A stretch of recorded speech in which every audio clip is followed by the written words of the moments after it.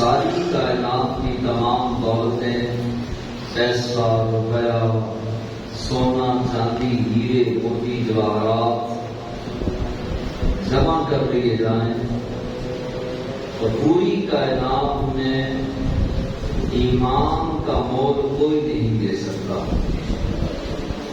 جس مسلمان کے پاس، جس انسان کے پاس ایمان کی دولت موجود ہے، اگر وہ فٹ پاتھ پر بھی بیٹھا ہے تو فٹ پاتھ پر بیٹھا بھی وہ بادشاہ ہے، جس کے پاس ایمان کی دولت ہے۔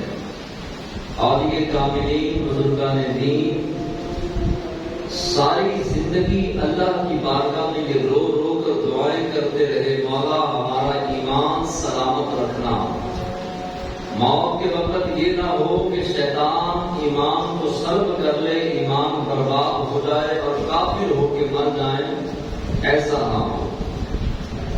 ایمان کی فکر کرنا، ایمان کی سلامتی کی دعائیں کرنا اور ایمان کی سلامتی رب سے مانگنا، یہ مومن کی شان ہے، مومن کا مقام ہے اور مومن کا کام ہے۔ اب ایمان اتنی قیمتی چیز ہے تو ایمان کی جان بھی اتنی قیمتی چیز ہوگی۔ ہر شے کی جان ہے۔ جس طرح انسان کے اندر روح ہے اور وہ روح انسان کی جان ہے، اسی طرح نماز کی جان، روزے کی جان، حج کی جان، زکوٰۃ کی جان، سخاوت کی جان، ہر شے کی جان ہے اور ہر شے کی جان ایمان ہے۔ جب نماز سے سوال کیا کہ نماز تو بتا کہ تیری جان کیا ہے، تو نماز نے کہا ایمان۔ حج سے پوچھا حج تو بتا کہ تیری جان کیا ہے، تو حج نے کہا ایمان۔ زکوٰۃ اور سخاوت سے پوچھا کہ تو بتا کہ تیری جان کیا ہے، تو کہا ایمان۔ ہر نیکی کی، ہر عبادت کی جان ایمان ہے۔ اگر ایمان نہیں تو بتا نمازیں پڑھے، روزے رکھے، حج کرے، زکوٰۃ دے، سخاوت کرے، عبادت کرے، جو کچھ بھی کرے اس کا قابل قبول نہیں اگر انسان کے سینے کے اندر ایمان نہیں۔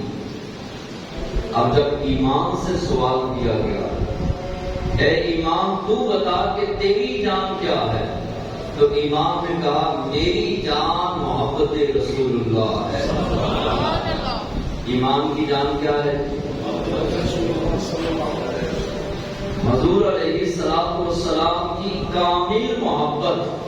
اللہ جس کے سینے کے اندر حضور کا پیار، حضور کی محبت داخل کر دیتا ہے، وہ سینہ کائنات میں تمام سینوں سے بہتر ہو جاتا ہے۔ اور بزرگان دین فرماتے ہیں کہ اللہ سے حضور کی محبت مانگنی چاہیے۔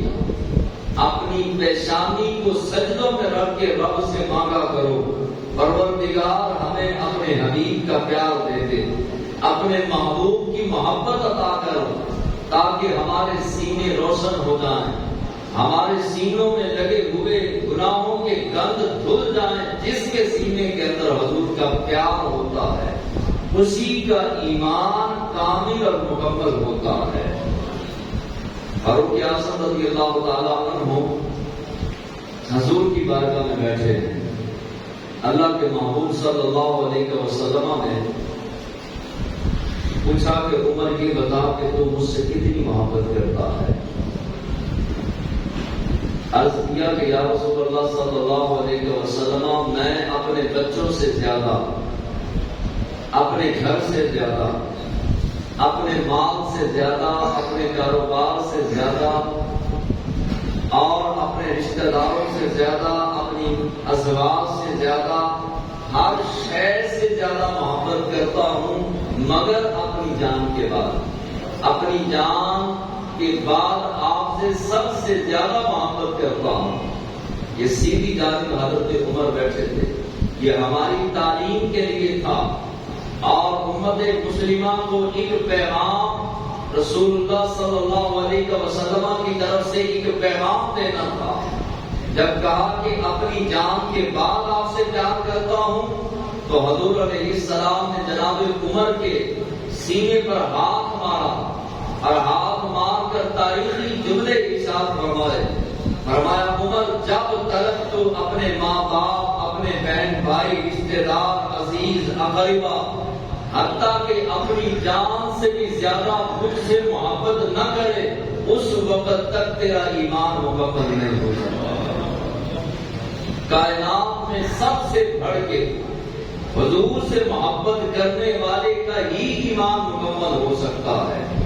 اور یہ فرمانے والے کوئی عام نہیں، عام امام نے نہیں، بلکہ امام الانبیاء نے ارشاد فرمایا، اگر کوئی چاہتا ہے کہ میرا ایمان مکمل ہو اور اس ایمان کی روشنی کو لے کر میں خالق کائنات کی بارگاہ میں جاؤں، تو اس کو چاہیے ماں باپ سے بڑھ کر، بہن بھائیوں سے، رشتے داروں سے، اولاد سے، کاروبار سے، ہر نعمت سے، ہر چیز سے بڑھ کر اپنے نبی سے پیار کرے، اور ہر چیز سے بڑھ کر جو نبی سے پیار کرتا ہے، رب اسی کو دونوں جہاں میں رنگ لگاتا ہے۔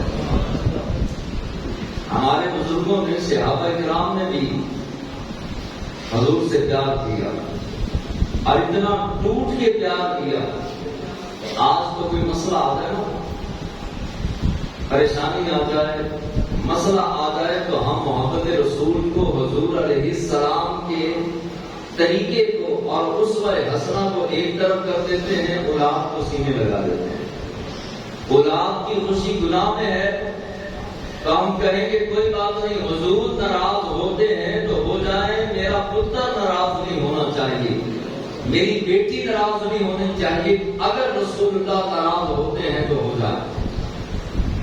ایسی اولاد ہی پھر بڑے ہو کر، جوان ہو کر، بڑھاپے میں اپنے ماں باپ کے سامنے سینہ تان کر ایسی ہی اولاد کھڑی ہوتی ہے جس اولاد کی خاطر ایک باپ رسول اللہ صلی اللہ علیہ وسلم کی نافرمانی کر کے اور حضور کی ذات کو پیچھے کر کے اولاد کو جب سینے لگاتا ہے، یا مال کو، پیسے کو، روپے کو سینے کے ساتھ لگاتا ہے، وہی اولاد اور وہی پیسہ اس کے لیے عذاب بن جاتا ہے، اس کے لیے جینا حرام کر دیتا ہے۔ وہی پیسہ، وہی اولاد، جس اولاد کی خاطر باپ نے حضور علیہ السلام کے طریقے کو پیچھا کیا، طریقے کو چھوڑا تھا۔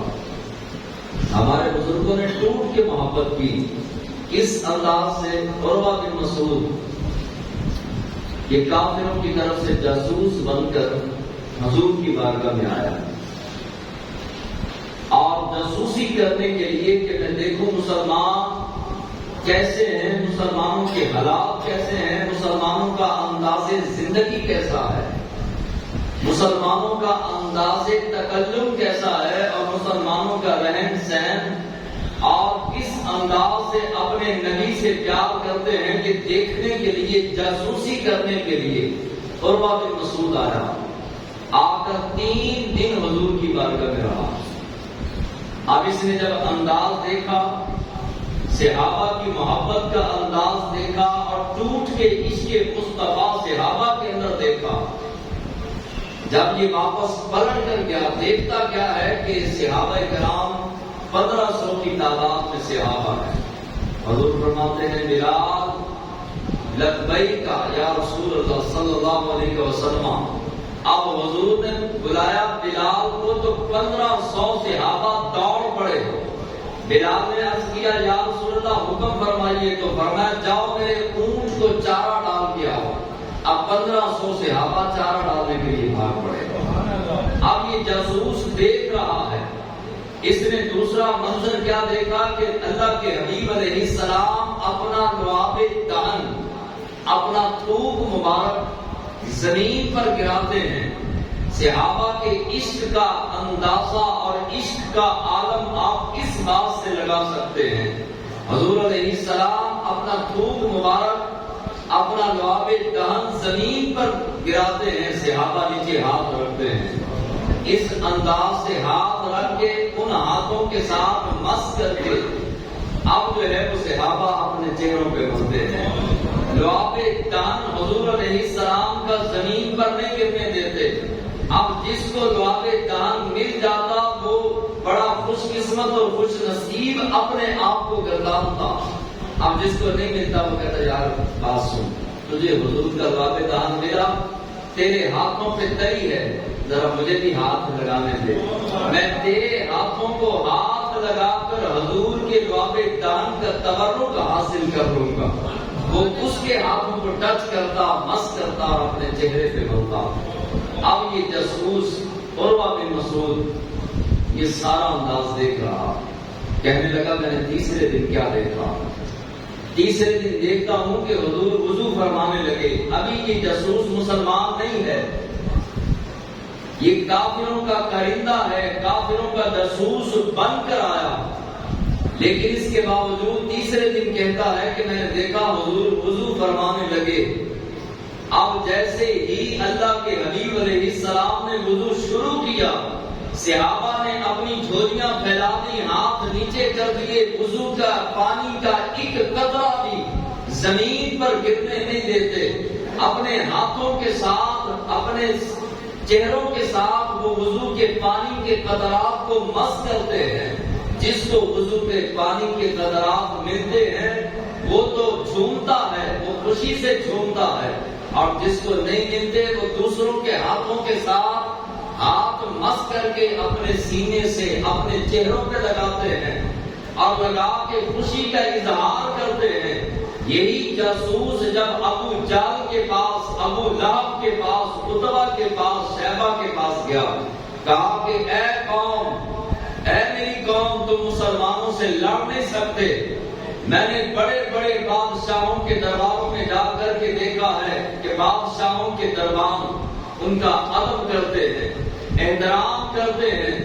میں جو ہے وہ نجاشی کے دربار میں گیا، میں کیسر و کسریٰ کے بادشاہوں کے درباروں میں گیا، میں نے رب ذوالجلال کی عزت کی قسم کیسر و کسریٰ کے بادشاہوں کا وہ ادب نہیں دیکھا جو صحابہ محمد مصطفیٰ کا